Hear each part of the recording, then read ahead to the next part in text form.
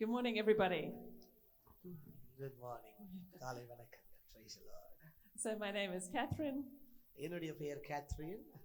and I'm coming from Auckland in New Zealand. நான் New Zealand தேசத்துல இருந்து வந்திருக்கிறேன். So it is very nice to be with you this morning. இந்த காலை வேளையில உங்களோடு இருப்பது எங்களுக்கு பெரிய சந்தோஷம். So I spend some of my time, I work in insurance. நான் நிறைய இடங்கள்ல குழந்தைகளுடைய இன்சூரன்ஸ்ல நான் வேலையில இருக்கிறேன். And some of my time I preach the gospel. சில நேரங்களில் சுவிசேஷத்தையும் நான் அறிவித்துக் கொண்டிருக்கிறேன். So I am here in Sri Lanka for this time.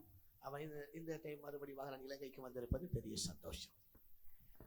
So this morning I'm going to speak a little bit about the second coming of Christ. இந்த காலை வேளையில ஆண்டவருடைய இரண்டாம் வருகையை குறித்து நான் பேச போகிறேன். So we have just had Christmas. இப்பொழுதுதான் நம்ம கிறிஸ்துமஸ் முடிச்சோம். And at Christmas we celebrate the first coming of Christ. Christmas என்பது இயேசுவுடைய முதலாம் வருகையை குறித்து அதை நாம் கொண்டாடி கொண்டிருக்கிறோம். So Jesus, he was born as a baby. ஆண்டவர் இந்த உலகத்தில் குழந்தையாய் வந்து பிறந்தார். Which was some people were not expecting that. அந்த காரியத்தை பலருக்கு எதிர்பார்ப்புக்கு மாறாக இருந்தது. So Jesus, he then grew up to be a man. ஆண்டவர் மறுபடியும் குழந்தையாய் இருந்து அவர் மனிதனாய் வளர்ந்தார். And the savior of the world. அவர் அது மாற்றமல்லாமல் இந்த உலகத்தை ரட்சிக்கும் கடவுளாய் மாறினார். But Jesus, he also talked about a time when he would return. அப்பொழுது இயேசு வாழ்ந்த நாட்கள்ல சொல்லிக்கிறார் மறுபடியும் வருவேன் என்று சொல்லி காரியத்தை சொல்லி சென்றிருக்கிறார். And his followers, the disciples, sometimes they were a bit confused about this. இந்த குறித்து இயேசு சொன்னபோது அவரோடு கூடிய சீஷர்கள் எல்லாம் கொஞ்சம் அப்படி குழம்பி போய் இருந்தாங்க. And still today there's some confusion about the second coming. இன்னைக்கு வரைக்குமே ஆண்டவர் பிறந்த 2000 ஆண்டு மாறிட்ட பிறகு கூட இன்னைக்கு வரைக்குமே ஆண்டவருடைய இரண்டாவது வருகை குறித்து நிறைய கேள்விகளும் குழப்பங்களும் உண்டுதானே. But there are some things from scripture we can learn about Jesus' second coming. ஆனால் கர்த்தருடைய வேதம் மிக தெளிவாய் சொல்கிறது அவருடைய இரண்டாம் வருகை குறித்து மிக ஆணித்தரமாய் கர்த்தர் சொல்கிறார். So we'd like to start just with a short reading from Matthew chapter 24. நான் இந்த காலை வேளையில மத்தேயு 24ஆம் அதிகாரத்திலிருந்து சில காரியத்தை நான் படிக்க போகிறேன். Okay, so this is Matthew 24 verses 3 to 8.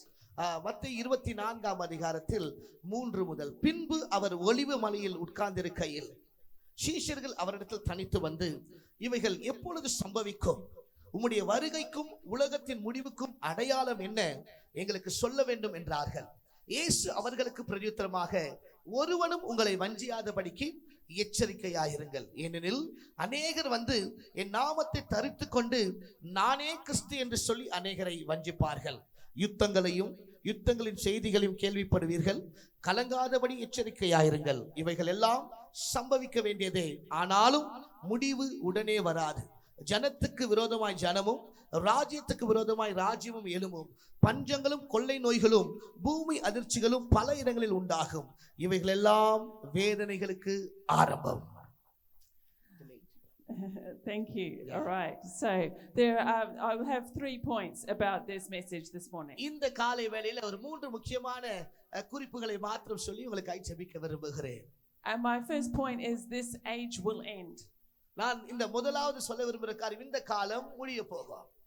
So Jesus, he talks here about the end of the age.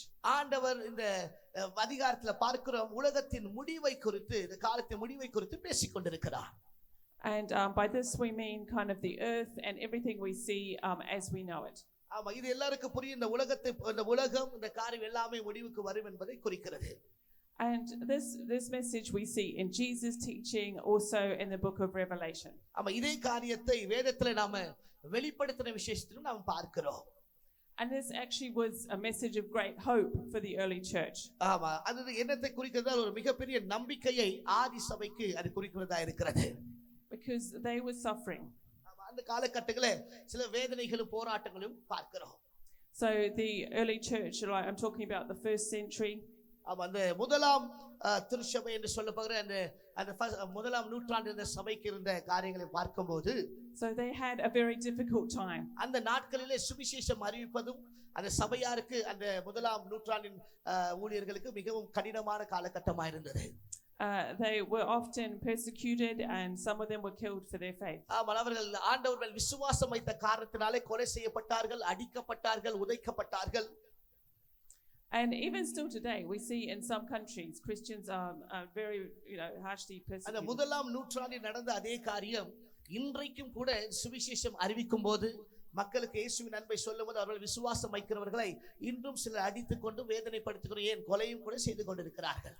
So this message was a message that there will be change, there will be hope. Jesus will return as victorious. ஆனால் இந்த வார்த்தை வேதத்தில் தெளிவாய் சொல்கிறது, ஒரு பெரிய நம்பிக்கை குறிக்கிறது. இந்த வேதனைகள் எல்லாம் முடிய போகுது, இயேசு மறுபடியும் வரப்போகிறார். கைகளை தட்டி ஒரு ஆமென் சொல்லுங்க பார்க்கலாம்.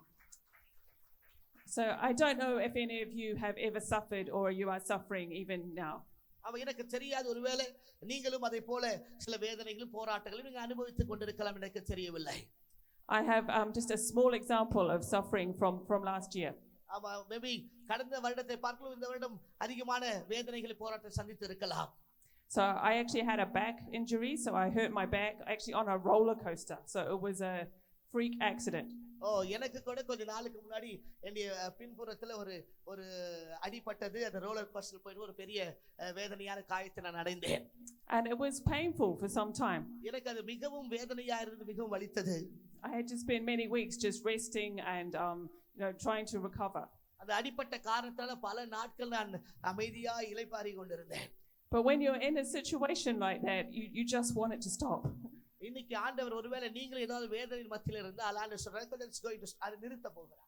You want some change, you want some relief for the pain that you're suffering. ஆண்டவர் சொல்கிறார், அந்த வலியிலிருந்து அந்த வேதனையிலிருந்து ஒரு மாற்றத்தை கர்த்தர் கொடுக்க விரும்புகிறார். கைகளை வைத்து ஒரு ஆமென். Yeah. So this message of the second coming was a message to people really suffering that change would come. ஆமா, இந்த இரண்டாம் வருகையின் காரியம், இந்த அழகான வேத பகுதி எதை குறிக்கிறது என்றால், ஒரு மாற்றத்தை, வேதனையிலிருந்து ஒரு மாற்றத்தை, வேதனைக்கு ஒரு முடிவை கொடுக்கிறது என்பதை நிரூபிக்கிறது. கைகளை வைத்து ஒரு ஆமென். So we can read even in Revelation 21. இப்பொழுது வேதத்திலே வெளிப்படுத்தின விஷயத்துல 21ஆம் அதிகாரத்தில், and I'm just going to, I'll read a little bit in English first. So Revelation 21:3. 21ஆம் அதிகாரத்தில் வெளிப்படுத்தின விஷயத்துல 3வது வசனத்தை நாங்கள் படிக்க போகிறோம். And then Pastor John can read in Tamil. Yeah. So, and I heard a loud voice from the throne saying, "Look, God's dwelling place is now with the people, and he will dwell with them. They will be his people, and God himself will be with them and be their God."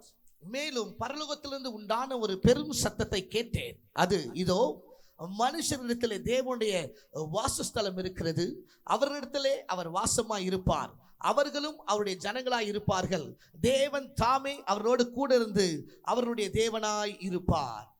So verse 4, he will wipe every tear from their eyes. There will be no more death or mourning or crying or pain, for the old things have passed away.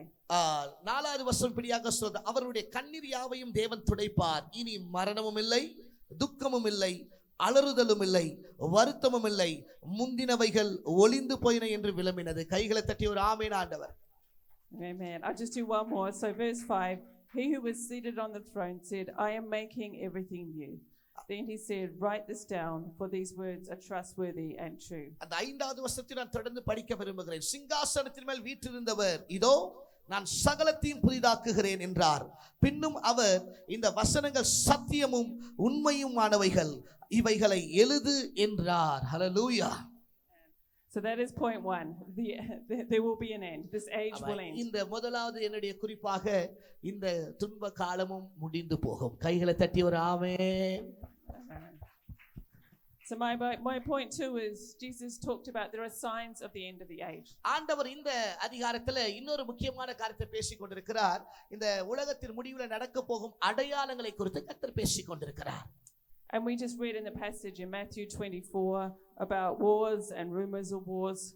மத்தேயு 24ஆம் அதிகாரத்தில் படிச்சபோது யுத்தங்களும் போராட்டங்களும் சண்டைகளும் எல்லாம் அழகாய் போடப்பட்டிருக்கிறது. About famines and earthquakes. அந்த இடத்துல பஞ்சங்களும் பூமி அதிர்ச்சிகளும் உண்டாகும் என்று வேதம் சொல்கிறது.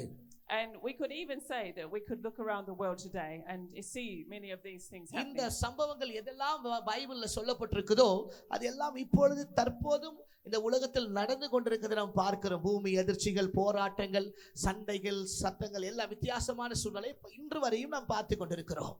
And Jesus, he likened these to birth pains or like signs that the end would eventually come. ஆண்டவர் இதைதான் ஆண்டவர் சொல்றார், இந்த கடைசி காலங்களிலே இத்தகைய யுத்தங்களும் போராட்டங்களும் பூமி அதிர்ச்சிகளும் நடக்கும் என்று ஆண்டவர் அப்பவே அதை குறித்து தெளிவாய் சொல்லியிருக்கிறார். But also Jesus, he doesn't want us to worry. ஆனால் இதையெல்லாம் சொன்ன ஆண்டவர், பூமி அதிர்ச்சிகளும் பஞ்சங்களும் கொள்ளை நோய்களும் உண்டாகும் என்று சொன்ன ஆண்டவர், இதை குறித்து நீங்கள் கவலைப்படாதீர்கள் என்றும் கர்த்தர் சொல்லியிருக்கிறார். கைகளை உயர்த்தி ஒரு ஆமென், ஹல்லேலூயா. Yeah, so these signs are supposed to encourage us that Jesus will return. ஆமென். இந்த அடையாளங்கள் எதை குறிக்கிறது என்றால், இயேசு சொன்னபடியே மீண்டும் வருவார் என்பதை நமக்கு தெளிவாய் குறிக்கிறது. And it's not for us to be worrying in our hearts. ஆனால் அதே போல எந்த அளவுக்கு இயேசு வருகிறார் என்பதை இந்த அடையாளங்களை குறிக்கிறதோ, அதே போல நீங்கள் இதை குறித்து கவலைப்படக்கூடாது என்பதையும் இந்த அடையாளங்கள் மூலமாய் நாம் அறிந்து கொள்ளலாம். கைகளை உயர்த்தி ஒரு ஆமென். Because even Jesus, he did a little story about the sparrow, a little bird. ஆண்டவர் இந்த அழகான ஒரு சின்ன குட்டி பறவையை குறித்து தானே ஒரு காரியத்தை ஊமையாய் சொல்கிறார். He said, look at the sparrow, they do not reap, or they don't sow or reap, they don't plant a harvest. ஆகாயத்து பறவைகளை பாருங்கள், அது விதைப்பதும் இல்ல அறுப்பதும் இல்ல, ஆனால் பரமபிதா அழகாய் அதை போஷிக்கிறாரே என்று சொல்லி ஆண்டவர் அந்த பறவையை காட்டி நம்மோடு பேசிக் கொண்டிருக்கிறார். But still God, he looks after them. ஆண்டவர் தெளிவாய் சொல்லுகிறார், அந்த பறவைகள் எல்லாம் நான் எவ்வளவு அழகா போஷிக்கிறேன், எவ்வளவு அழகா அவங்களை நான் வழி நடத்துகிறேன் சொல்லி ஆண்டவர் சொல்லுகிறாரே. So Jesus said, do not worry about tomorrow. ஆண்டவர் அதை தான் இன்னைக்கு உங்களை பார்த்து சொல்றாரு. ஆண்டவர் சொல்றாரு, நாளைய தினத்தை குறித்து கலங்காதிருங்கள். கைகளை உயர்த்தி ஒரு ஆமென். Yes, for tomorrow has enough worries of its own. You just live in today. ஆண்டவர் சொல்ற, நாளைய தினத்தை குறித்து அது கலங்கட்டும், நாமல் இன்னைய நாள்ல ஆண்டவரை நம்பி வித்தனால மகிமையாய் வாழ்வோம் என்று சொல்லுகிறார். கைகளை உயர்த்தி ஒரு ஆமென். Amen. So we should be aware of these signs that Jesus will return one day. ஆண்டவர் இந்த அடையாளங்கள் எதை நமக்கு காட்டுகிறது என்றால், இயேசு மறுபடியும் வரப்போகிறார். கைகளை உயர்த்தி ஒரு ஆமென். Amen. But we in Jesus we have hope because Jesus will return and we will be with him. ஆமென். இயேசுக்குள்ள நமக்கு ஒரு நம்பிக்கை, இயேசுப்பா வரப்போகிறார், நம்மை அவரோடு கூட எடுத்துக்கொண்டு போகிறார். கைகளை உயர்த்தி ஒரு ஆமென். Okay, so my first point was this age will end. என்னுடைய முதலாவது குறிப்பு, இந்த காலம், இந்த துக்க காலம் முடிந்து போகும். Second point, there are signs of the end of the age. இரண்டாவது நான் சொல்ல விருந்த அடையாளங்கள் உண்டு, அது இயேசுவின் வருகையை குறிக்கிறது. Third point, be ready, choose Jesus today. ஆண்டவர், அந்த மூன்றாவது நான் சொல்ல விரும்புகிற காரியம், ஆயத்தமாகுங்கள், ஆண்டவரை பிடித்துக் கொள்ளுங்கள். ஒரு ஆமென். Amen. So we need to be found in Christ when he returns. ஆமா, ஆண்டவர் வரும்போது நம்மை அவர் எடுத்துக்கொள்ற அளவுக்கு ஒரு ஆயத்தமான ஒரு வாழ்க்கையை நாம் வாழ வேண்டும். So Jesus will return for his bride, which is a symbol of the church. ஆமா, ஆண்டவர் அவருடைய மனவாட்டியை அப்படியாக எடுத்துக்கொள்ள கர்த்தர் வரப்போகிறார் என்பது வேதத்தில் நாம் தெளிவாய் வாசிக்கிறோம். And we need to be a part of the church on that day. ஆமா, நாம அப்போ ஆண்டவர் வந்து நம்ம எடுத்துக்கொள்ளும் போது சபையிலே நாம் மிகுந்த பங்குள்ளவர்களாக நாம் இருக்க வேண்டும் என்று கர்த்தர் விரும்புகிறாரே. So I'll just talk briefly a little bit about how we can be found in Christ. நாம எப்படி கர்த்தரால் கண்டுபிடிக்கப்படுகிற அளவுக்கு கர்த்தருக்குள் நாம் எப்படி இருப்பது என்பதை குறித்து ஒரு சின்ன வார்த்தை சொல்ல விரும்புகிறேன். So Jesus' first coming was all about his he lived, he died, he was buried and he rose again. ஆண்டவர் முதலாவது வருகையில அவர் பிறந்தார், அவர் வாழ்ந்தார், அவர் மரித்தார், மூன்றாம் நாள் உயிரோடு எழுந்தார். கையை வைத்து ஒரு ஆமென், ஹல்லேலூயா. So just in case there's one or two who may not be so familiar with what Jesus did on the cross. ஆண்டவர் சில நேரங்களில் ஆண்டவர் கல்வாரி சிலுவையிலே செய்த காரியத்தை ஒருவேளை சிலருக்கு புரியாமல் இருக்கலாம். அந்த காரியத்தை நாம் நினைப்பது மிகவும் அவசியமா இருக்கிறது. So Jesus as a man, he was almost like his destiny was to die on the cross for us. ஆண்டவர் இந்த உலகத்தில் பிறந்ததே, அவர் வாழும்போதே அவருக்கு இருந்த நோக்கம் என்ன தெரியுமா? சிலுவையில் நமக்காய் பலியாக வேண்டும் என்பது. So Jesus himself, he had no sin. ஆண்டவர் ஒரு பாவம் செய்யாத மனுஷனா இந்த உலகத்துல ஆண்டவர் இயேசுக்கு வாழ்ந்தார். But the Bible says that we have all done something wrong. ஆனால் வேதம் சொல்கிறது நாம் எல்லாரும் பாவம் செய்தவர்கள் ஏகமாய் கெட்டுப் போனது சொல்லி நம்ம 3:23 வாசிக்கிறோம். So we are the ones who need saving. ஆண்டவர் சொல்ற நமக்கு தான் அந்த ரட்சிப்பு தேவைப்படுகிறது. And Bible says, while we were yet sinners, Christ died for us. நாம் பாவிகளாய் இருக்கும்போது இயேசு நம் பாவத்துக்காய் அவர் பலியானார். கைகளை தட்டி ஒரு ஆமென் சொல்லுங்க பார்க்கலாம். Amen. So you will probably know John 3:16. வேதம் சொல்லுகிறது யோவான் 3ஆம் அதிகாரம் 16வது வசனத்திலே, So for God so loved the world ஆண்டவர் இந்த உலகத்தை நேசித்த காரணத்தினாலே that he gave his one and only அந்த son, ஒரே பேரான குமாரனை இந்த உலகத்துக்கு தந்தருளி so that all who believe in him may not அவரை perish விசுவாசிக்கிற ஒருவனும் கெட்டு போகாமல் but have everlasting life. நித்திய ஜீவனை அடைய வேண்டும் என்பதற்காக குமாரனை தந்தருளினார். கைகளை தட்டி ஒரு ஆமென் சொல்லுங்க பார்க்கலாம். But the thing is, we need to choose. ஆனால் அந்த கெட்டு போகாமல் நித்திய ஜீவனை பெற்றுக்கொள்ள நாம் தான் இயேசுவை பிடித்துக் கொள்ள வேண்டும். கைகளை வைத்து ஒரு ஆமென். So many of you would have already made that choice to follow Jesus. ஒருவேளை நீங்க இந்த நாட்கள்ல ஆண்டவரை சொந்த இரட்சகராய் ஏற்றுக்கொண்டு அவருக்காகவே வாழ வேண்டும் என்று சொல்லி இன்னும் நெருக்கமாய் இயேசு கூட வாழ வேண்டும் என்ற எண்ணத்தை நீ விரும்பினால் அது பெரிய பாக்கியமான செயல். But just in case there may be one or two here today who have never personally made that choice to say, yes, Jesus, I want to follow you. இந்த சபை பெரிய சபையாக பல வருட சபையா இருந்தாலும் ஒரு சிலர் இயேசுக்காக இன்னும் அர்ப்பணிக்காமல் இங்க இருந்திருக்கலாம். ஆண்டவர் உங்களை பார்த்து இதை சொல்ல விரும்புகிறார். இன்று ஆண்டவரை நாம் பிடித்துக் கொள்வோம் என்றால் அவரே என் சொந்த இரட்சகராய் இருக்கிறார் என்று சொல்லி உணர்ந்து கொள்வோம் என்றால் வாழ்க்கையில் மிகுந்த ஆசீர்வாதங்களை பெற்றுக்கொள்ள முடியும். This means very simply to repent and believe. அதுதான் எதை குறிக்கிறது என்றால் மனம் திரும்பி அவரை விசுவாசியுங்கள் என்பதை குறிக்கிறது. So when we repent, we turn away from the wrong things we've been doing in our lives. மனம் திரும்புதல் என்று சொன்னால் பாவ வாழ்க்கையை விட்டு மனம் திரும்பி இயேசு பக்கமாய் செல்வது. And we turn to God. ஆமாம், அது இயேசு பக்கமாய் திரும்பி இயேசுவோடு வாழ்வது. And we believe in Jesus. ஆமாம், நாம் விசுவாசிக்கிறது என்றால் இயேசுவே தேவனுடைய குமாரன் என்பதை விசுவாசிக்கிறது. So we believe that he died on the cross, நாம் நம்ப வேண்டும் இயேசு எனக்காய் சிலுவையில் பலியானார், that he rose again, அவர் மறுபடியும் எனக்காய் உயிரோடு எழுந்தார், and that he is in heaven with God now. நான் அவர் பரலோகத்தில் வீற்றிக் கொண்டிருக்கிறார். ஹல்லேலூயா. Okay, so very shortly I'm just going to give a chance anyone who you would like just to say yes today. I want to just say a prayer with you and invite Jesus into my ஒருவேளை life. இந்த சத்தத்தை கேட்டுக்கொண்டிருக்க நீங்கள் இயேசுவோட வருகை மிக சமீபமாய் இருக்கிற நேரத்தில் இன்னும் நெருக்கமாய் ஆண்டவரோடு வாழ விரும்புகிறேன், இன்னும் அதிகமாய் என்னை ஆயத்தப்படுத்தி கர்த்தருக்காய் வாழ விரும்புகிறேன்னு சொல்லி ஆண்டவருக்கு உங்களை ஒப்பு கொடுக்க நீங்க சித்தமானால் இதுவே உங்களுக்கு நல்ல வாய்ப்பு. So I'll make this just very short this morning. So I'm just going to ask you just to raise your hand in a minute and I'll include you in a prayer. நீங்க இருக்கிற இடத்திலேயே அப்படியே நான் இன்னும் நெருக்கமாய் ஆண்டவரோடு வாழ்ந்தோட வருகைக்கு ஆயத்தமாய் நான் வாழ விரும்புகிறேன், இன்னும் நெருக்கமாய் இயேசுவோடு உறவாட விரும்புகிறேன்னு சொல்லி உங்கள் வலது கை அப்படியே மேலே உயர்த்துங்க. இருக்கிற இடத்துல உங்களுக்காக நாங்கள் ஜெபிக்க போகிறோம். Okay, thank you. Yeah, you can just feel free to raise your hands. If this is you this morning and you want to be included, just to ask ஆண்டவர் Jesus. இந்த காரியத்தை குறித்து உங்களோடு பேசுவாரேயானால் இந்த கடைசி காலமா இருக்கிறபடினால ஆண்டவரோடு இன்னும் நெருக்கமாய் வாழ்ந்து உங்களை ஆயத்தப்படுத்தி கொண்டு கர்த்தருக்கு மகிமையாய் வாழ்க்கை வாழ ஒப்பு கொடுக்க சித்தமா இருந்தால் கைகள் அப்படியே மேல உயர்த்தி வலது கையை மேல உயர்த்துங்க. We are just going to pray for you. Okay, thank you, Lord. Dear Lord Jesus. So you can pray after John prays. நாங்கள் சொல்லும் போது எங்களோடு கூட சேர்ந்து நீங்களும் அதை சொல்றீர்கள் மிகவும் நன்றாக இருக்கும். Okay, dear Lord Jesus. என் அன்பு ஆண்டவரே, I'm sorry for the things I've done wrong. நான் செய்த ஆண்டவரே காரியத்துக்காக பாவத்துக்காக மனம் வருந்துகிறேன். Thank you for dying on the cross for me. எனக்காக சிலுவையில் நீர் பலியானதுக்காய் நன்றி செலுத்துகிறேன் சொல்வீங்களா? Please come into my life and be my Lord and Savior. என்னோடு கூடவே இருந்து என்னுடைய இரட்சகராய் இருந்து என்னை வழி நடத்தும். Thank you, Jesus, for saving me. ஆண்டவரே என்னை ரட்சித்ததற்காக நன்றி செலுத்துகிறோம். In your mighty name. இயேசுவின் நாமத்தில். Amen. ஆமென். கைகளை தட்டி இயேசுவுக்கு ஒரு பெரிய மகிமை. Amen.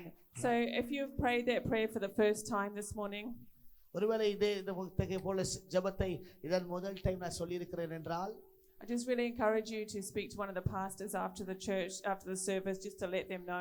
ஆமென். நான் உங்களை உற்சாகப்படுத்த விரும்புகிறேன். இதை குறித்து உங்களை பாஸ்டர் மறுபடியும் நீங்கள் சொல்லி நீங்கள் ஜெபிக்க ஆரம்பிங்கள். உங்கள் வாழ்க்கை கர்த்தருக்கு மிகவும் பிரியமாக இருக்கிறது. They could just make sure that you're just included and pastored and looked after within the church. ஆமென். இதை முடித்த பிறகு உங்கள் பாஸ்டர் இதை குறித்து தெரிவித்து இன்னும் அதிகமாய் சபையோட அங்கத்தினராய் மாறி தேவனுடைய நாமத்தை உயர்த்துங்கள்.